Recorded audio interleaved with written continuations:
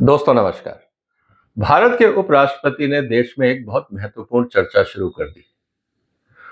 उसका मतलब ये है कि क्या सुप्रीम कोर्ट ने अपने ज्यूरिडिक्शन को, अपनी लक्ष्मण रेखा को लांघा है? क्योंकि जिस तरह से सुप्रीम कोर्ट ने अभी एक तमिलनाडु के केस में जजमेंट दिया, वो एक विवाद का मुद्दा बन गया है। हिंदुस्तान में पहली बार ऐसे कानून पास हुए हैं जिसमें ना तो गवर्नर का अप्रूवल है, ना राष्ट्रपति का, और वो देश का कानून बन गया। और वो कानून बना है किसके कहने से? सुप्रीम कोर्ट के आदेश से। अब सवाल इस बात का है कि सुप्रीम कोर्ट का आदेश क्या लोकसभा, राज्यसभा या विधानसभाओं को दरकिनार करके देश में कानून बना सकता है?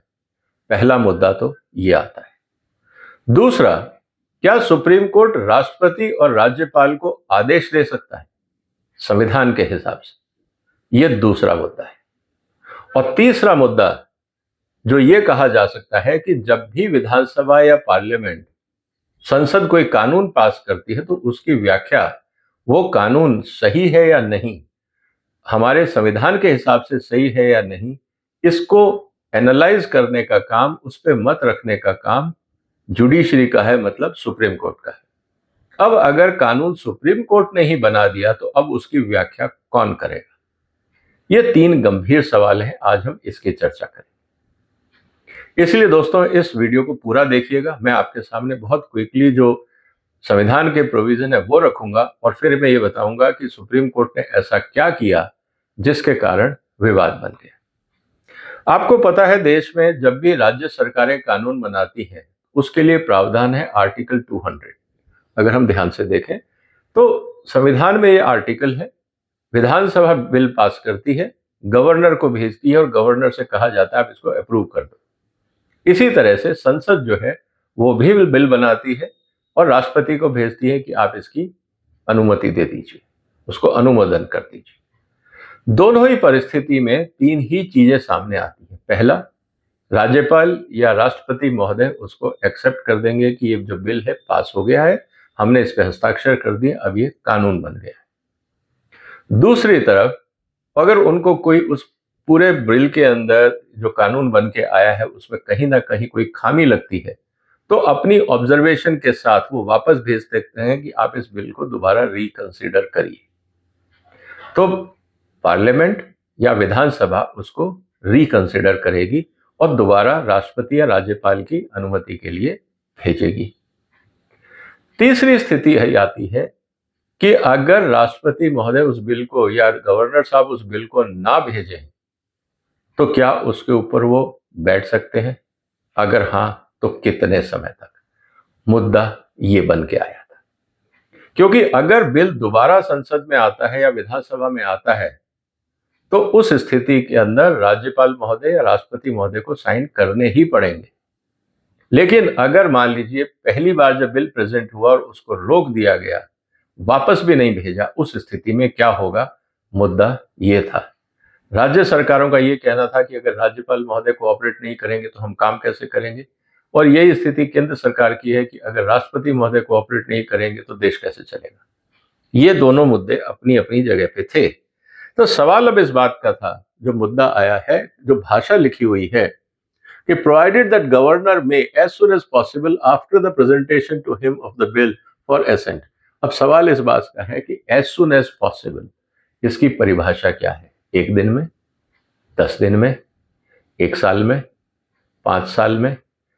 कब और कितना समय राष्ट्रपति या गवर्नर को लेना चाहिए उस बिल को पास करने के लिए?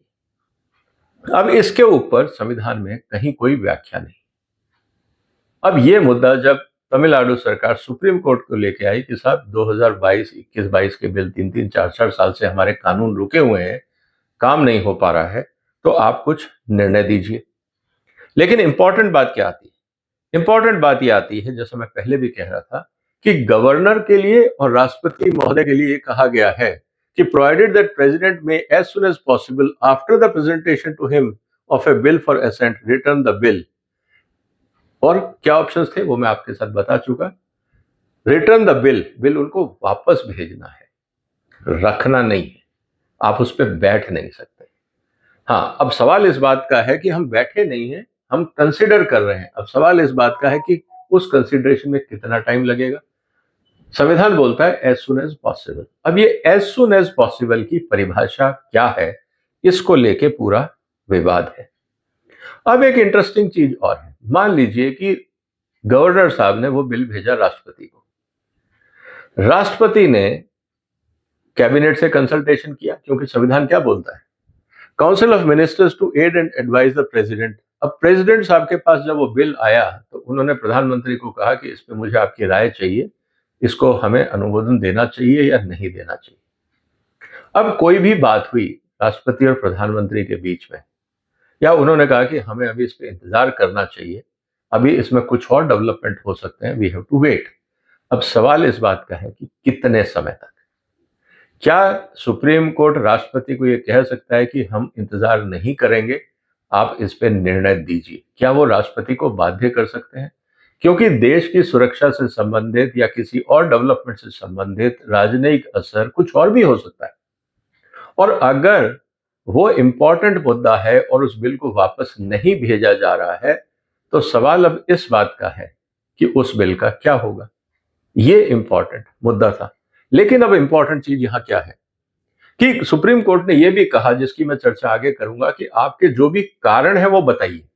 अब सवाल इस बात का है कि द क्वेश्चन वेदर एनी और if so what advice was tendered by ministers to the president shall not be inquired into in any court. ये संविधान बोलता है कि अगर मंत्रिमंडल और राष्ट्रपति महोदय के बीच में अगर कोई चर्चा हुई है कि ये बिल हमें क्यों पास नहीं करने चाहिए, कारण उन्होंने बता दिए, और मान लीजिए राष्ट्रपति जी को भी लगता है कि ये कारण सही है और उन्होंने बिल अप्रूव नहीं किया, उनको लेके रख दिया, क्योंकि अगर वो वापस भेजेंगे और वो बिल अगर वापस रिटर्न होके आता है तो मजबूरी है उसको साइन करना, चाहे वो देश हित में हो या ना हो। अब सवाल इस बात का आता है कि राष्ट्रपति महोदय कहते हैं ठीक है, आपकी एडवाइस के हिसाब से हमें इस पे वेट करना चाहिए, तो वी विल वेट। लेकिन वेट कब तक, मुद्दा फिर वहीं आ जाता है। अब सवाल इस बात का है कि क्या, जब ये पूछा गया सुप्रीम कोर्ट द्वारा कि जो भी आपके कारण है वो बताएं, तो यहां तो सीधी सी बात है, जो काउंसिल ऑफ मिनिस्टर्स और गवर्नर के मतलब कि प्रेसिडेंट के बीच में जो बात हुई है, आप उसको पूछ नहीं सकते, वो इंक्वायरी पब्लिक के लिए नहीं है। ऐसी स्थिति में क्या सुप्रीम कोर्ट दबाव डाल सकता है कि आप कारण बताइए? ये अपने आप में एक विवाद है। ऐसी स्थिति में अगर सुप्रीम कोर्ट के पास ना गवर्नर का जवाब आ रहा है और राष्ट्रपति महोदय का जवाब आ रहा है, तो जो आर्टिकल 142 है उसमें सुप्रीम कोर्ट अपनी तरफ से ये कह दे कि ये हमारे हिसाब से ये कानून ठीक और इसको लागू कर दिया जाए, तो फिर विधानसभा और संसद का महत्व क्या रह जाता है? ये ही विवाद का मुद्दा है जिसको हमें समझना होगा। और जब ये विवाद का मुद्दा आया तो सुप्रीम कोर्ट ने क्या गाइडलाइंस इशू करी? उन्होंने ये कहा कि there is nothing called absolute veto और पॉकेट वीटो, कि आप उसको जेब में नहीं रख सकते। इस बात को हमें समझना होगा। फिर साथ में उन्होंने ये कहा कि keeping in mind the constitutional significance of article 200 जो गवर्नर के लिए था and its role in playing the federal polity of the country, the following timelines are been prescribed. तो सुप्रीम कोर्ट ने अपनी तरफ से कुछ टाइमलाइन बता दी। उन्होंने कहा जब आपके पास बिल आता है, आइदर आप उसको विदहोल्ड करते हैं या उस पर कोई रिजर्वेशन है, जो भी आपको करना है, आपके पास 1 महीने का टाइम है, आप उसको एसेंट दे के रवाना करिए। जो भी आपको करना है, आपके पास 1 महीने का टाइम है, वापस भेज दीजिए। और अगर आपके पास ये लगता है कि नहीं, आपको ये वापस भेजना है with contrary to the advice of the state council, जो आपके पास बिल आया है उसमें आपके कुछ मतभेद हैं, आप उसको विचार करके कंसल्ट करके अगर आप भेजना चाहते हैं, तो आपके पास 3 महीने का टाइम है, 3 महीने में आप जवाब दीजिए। और अगर यही चीज आपको प्रेसिडेंट के कंसेंट के लिए भेजनी है, तब भी आप 3 महीने में जवाब दीजिए। और इसके अलावा जब आपको रिकंसिडरेशन के बाद जब दोबारा बिल आता है आपके पास, तो आपके पास 1 महीने का टाइम है, आप उसको अप्रूव करिए। अब सवाल इस बात का है कि अगर मान लीजिए कि ये टाइमलाइन गवर्नर ऑफिस या प्रेसिडेंट ऑफिस नहीं फॉलो करते हैं, तो क्या होगा? सुप्रीम कोर्ट का ये कहना है कि हम उसका जुडिशियल रिव्यू करेंगे। जब आप जुडिशियल रिव्यू करेंगे तो फिर सवाल उठ के बहुत सीधे से आते हैं क्या सुप्रीम कोर्ट राष्ट्रपति को डिक्टेट दे सकता है कि आप इतने दिन में जवाब दीजिए? और अगर मान लीजिए कि केंद्रीय मंत्रिमंडल ने कहा है कि नहीं, इसमें कुछ सेंसिटिव मुद्दे हैं, इसके ऊपर हमें चर्चा नहीं करनी चाहिए, इसको रोकना चाहिए, तो क्या कारण बताना जरूरी है? इस बात को हमें समझना होगा। दूसरा, जो वैलिडिटी है, जो सुप्रीम कोर्ट ने आदेश दे दिए कि आप इन बिल को पब्लिश कर दीजिए, कानून बना दीजिए, कल उनकी व्याख्या कौन करेगा? क्योंकि उन कानूनों के ऊपर कल को विवाद आता है, तो अगर मुद्दा वापस सुप्रीम कोर्ट में आता है, तो क्या सुप्रीम कोर्ट ये कहेगा कि ये कानून गलत है, ऑर्डर तो आप ही ने दिया था? जवाबदेही किसकी होगी? जिम्मेवारी किसकी होगी? क्योंकि ना संसद ने वो बिल पास किए, ना गवर्नर ने पास किए, तो उसका अमेंडमेंट कौन करेगा? क्या सुप्रीम कोर्ट दोबारा अमेंडमेंट करेगा? क्या संविधान इस बात की इजाजत देता है? हमने पूरा का पूरा जो लॉ मेकिंग प्रोसेस है उसको ही डिस्टॉर्ट कर दिया। और तीसरा मुद्दा, ओवरऑल अगर सुप्रीम कोर्ट ही इस तरह के कानून बनाने लग जाएगा, और जहां पे विधानसभा कोई काम करती है और गवर्नर या केंद्र सरकार उसको समर्थन नहीं देती, कई कारण हो सकते हैं, हर बार राजनीति नहीं हो सकती, आपके डिप्लोमेटिक रीजंस भी हो सकते हैं। कल को आप भिंडरावाले को शहीद घोषित कर दें, कौन कंसेंट देगा? अगर आप कल को एलटीटीई को ग्लोरीफाई करने लग जाएं, कौन कंसेंट देगा? ऐसे बहुत सारे मुद्दे हैं। उस स्थिति में क्या होगा? क्योंकि विधानसभा ने तो पास कर दिया, आप उस पर बैठ गए, 1 महीने तक आपने जवाब नहीं दिया, उस स्थिति में क्या होगा?